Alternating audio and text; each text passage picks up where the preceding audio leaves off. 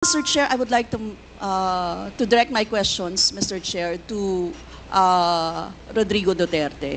Mr. Chair, noong October 28, sinabi ni dating Pangulong Duterte under oath sa harap ng Senado, and I quote, "I and I alone take full legal responsibility sa lahat na nagawa ng mga pulis. Pursuant to my order, ako ang managot. At ako ang makulong, wag yung pulis na sumunod sa order ko." Ang tanong natin, Mr. Chair, the families of innocent extrajudicial killing victims are present. Yun po yung pinagsalita nyo kanina.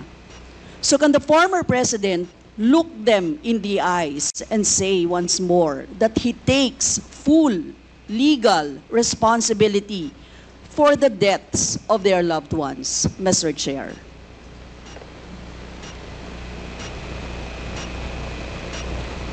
Mr. President, can you?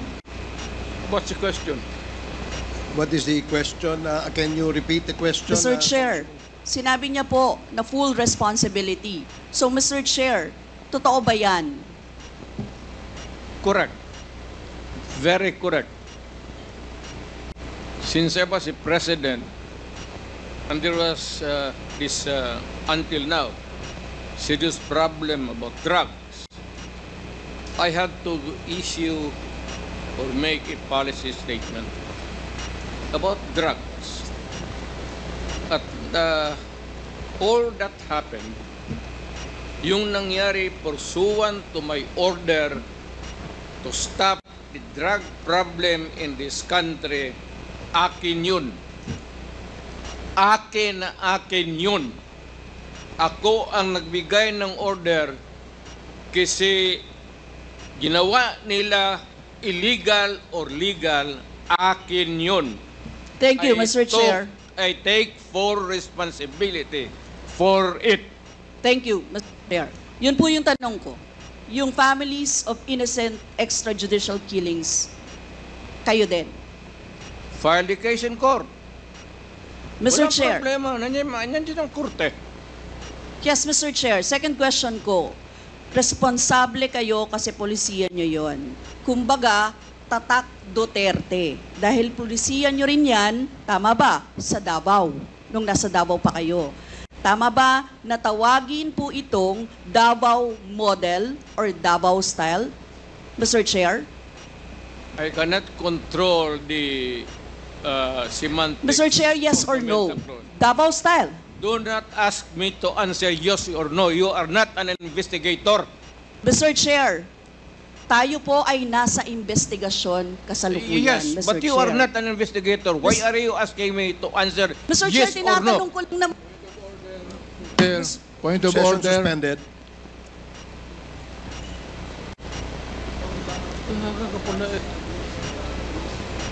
Point of order, Mr. Chair. Ano ka, police? Point of order, Mr. Chair. The session is suspended for the meantime, so please, let's take time to calm things down, okay? Para ho maayos ang ating hearing sa ngayon.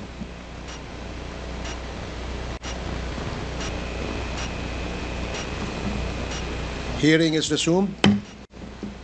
Please proceed, Congresswoman Rosas. Yes, Mr. Chair. Napakasimple lang po ng tanong ko. Tinatanong ko lang po kung yes or no, Davao style ba yung inyong modelo. Mr. Chair, ayaw niya sagutin. So, Mr. Chair, hindi ko maintindihan yon. I'm What is sorry, your personality, Your Honor?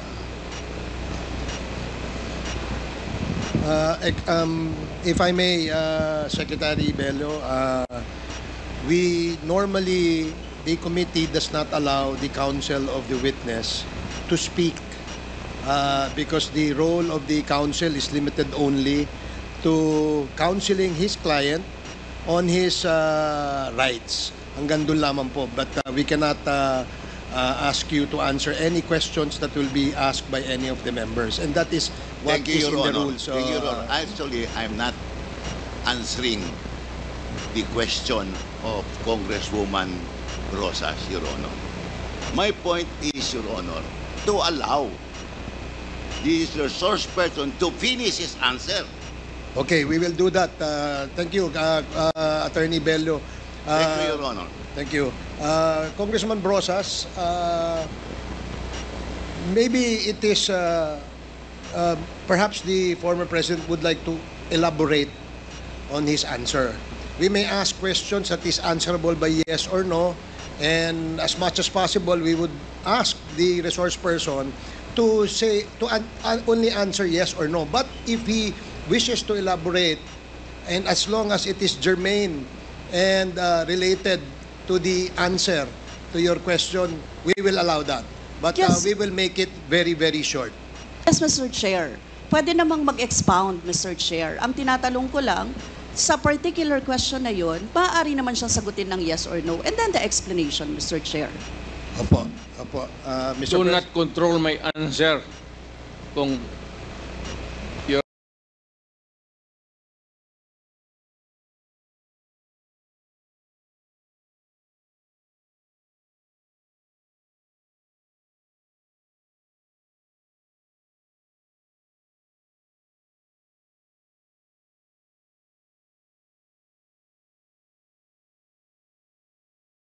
Honor, this is not an inquisition. This is a democratic process of investigation. Okay, thank you, Mr. President. Sana po, if there are questions that will be propounded by the members, hopefully, medyo, kung gusto po natin mag-elaborate, we will allow that, provided that kung maaari po sanang iksian lamang po natin nang sa ganun, malinaw. And for the members who wish to ask questions that are answerable by yes or no, please make the questions very clear para ho masagot po ng yes or no, Your Honors. So I hope para ho maayos yung ating patakbo ng ating hearing sa ngayon.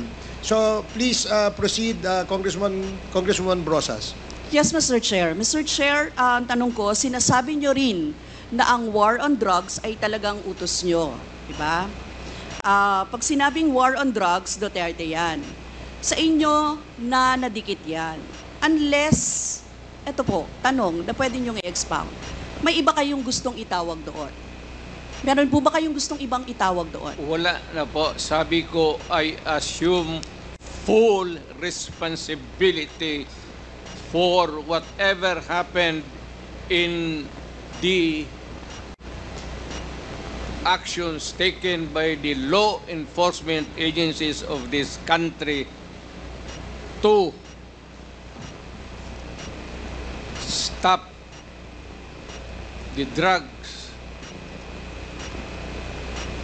or the serious problem of the drugs affecting our people. Mr. Chair, next question.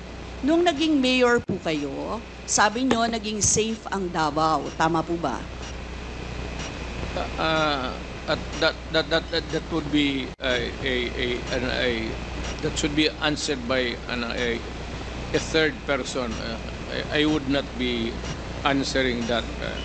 It would be presumptuous of me to conclude. Hindi ako magsabi. I never said Davao City was not publicly. Mr. Chair, as mayor, masasabi nyo na naging safe ang Davao sa panahon nyo? Talaga. Kasi walang kriminal sa kalye, Talaga.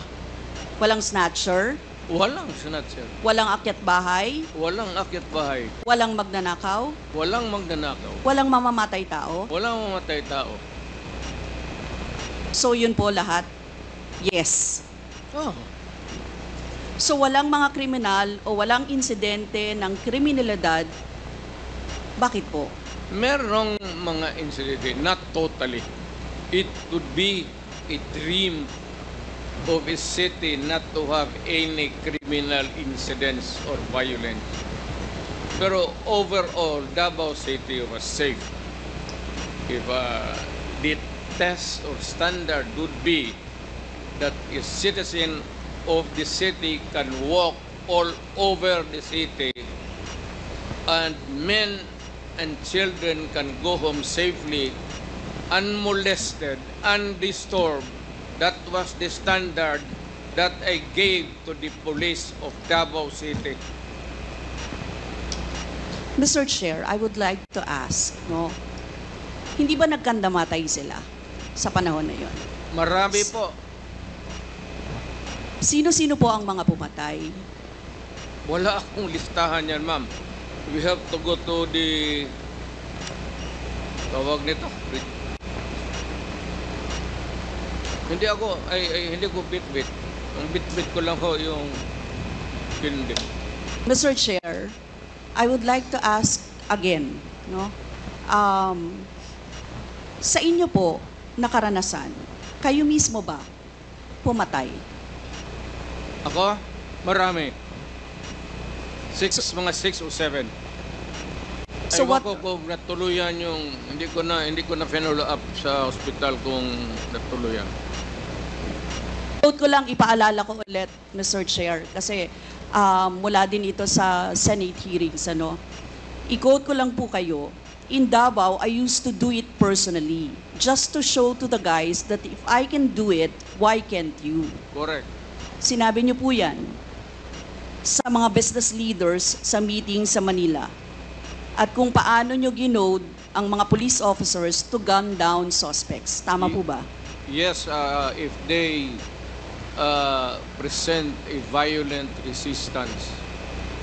That's the only thing there. You can kill the criminal if you are personally in danger of losing your life too. Ito But ba, hindi mo pwedeng patayin yung kriminal nakahandcuff o nakatali. Hindi trabaho ng lalaki yan. ito pong second, Mr. Chair, na quote, kayo rin ito. And I'd go around in Davao with a motorcycle, with a big bike around. And I would just patrol the streets looking for trouble also. Manila Times po ito. I was really looking for a confrontation so I could kill. Sinabi niyo po ito. Yes. Nagdadasal po ako na nagmumotor ako na may mag-hold upper dyan. At kung maabot na kita, talagang patayin kita. At kung basta kriminal ka, wala akong pasensya sa kriminal. Pagka lumaban, patayan. So, Mr. Chair, kanina po kasi sinabi ni Duterte na he takes full legal responsibility. Yes. Siya ang mananagot at Yes. makukulong sa ginawa ng mga kapulisan. Yes. Kung sa inyo po ang policy, inaako nyo rin ang accomplishment nito. Yung lahat po, kasi kung naaalala ko sa war on drugs, yung mga accomplishment, may nahuli, nagbebenta, gumagamit, gumagawa ng droga. Lahat yan. Ma'am, if you are the city executive or mayor, lahat ng utos mo na ginawa ng police and all the consequences, sagot ko yan. Pati ang ginawa ng police, sagot ko yan. Pati po yung accomplishment kung may nahuli, enforcement of law yun. Accomplishment din po yung na-confiscate na drugs. Tama ba? Lahat ng trabaho ng police, because you are the mayor, at inutos mo yan, and the consequences, or sometimes an incident can go right and go wrong. Protektahan ko yung police kasi ako ang mayor. Hindi magtrabaho yung police, matakot yan kung hindi mo bakaban. So lahat ng trabaho ng police, nung ako'y mayor, for the longest time, akin yan. So, Mr. Chair, alam niyo po ba kung ilan ang arrested sa mga drug operations at how much ang drug, no, na No. na-seize nung time na yan? Ma'am, I was not notified in advance that I have to make an accounting for the arrested persons in Davao City. That is, I would not want to.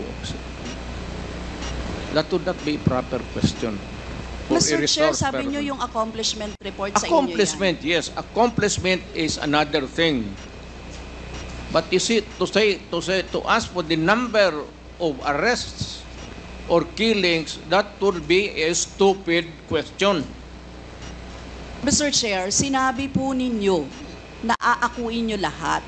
Eh di syempre may accounting din kayo, Mr. Chair. At kabisado nyo, kahit nga kabisado ninyo kung ilan ang hinuli, ilan ang pinatay, ilan. Dapat may accounting kayo, Mr. Chair. And I believe, Mr. Chair, noong 2017, correct me if I'm wrong, may President's Accomplishment Report kayo, Yes, Mr. ma'am. Chair. Tanungin kita, where were you the other day at 4 o'clock in the afternoon? Point of order, Mr. Chair. Yan nga sinabi ko. Yes, may I remind our resource person, Mr. President, maaari po ay wag po, iwasan po natin magtanong sa ating po mga membro. Please answer the questions lamang po at refrain from asking questions to the members of Congress. Yan po ang nakasaad sa ating rules. Please continue, Congresswoman Brosas. Thank you, Mr. Chair. I'm sure alam po yan, no, ng former President kasi siya ay naging miyembro din ng Kongreso, Mr. Chair. Yes. Yes, Mr. Chair, 2017 President Accomplishment Report meron, sinabi nyo rin naman. Ngayon, Mr. Chair, kung ganon, handang mag-cooperate ba ang dating Pangulo sa lahat ng investigations na gagawin, Mr. Chair? All investigations. What do you mean by lahat? How many investigations do you think that I have to participate? Point of order again, Mr. Chair. That's a 1 minute suspension. walang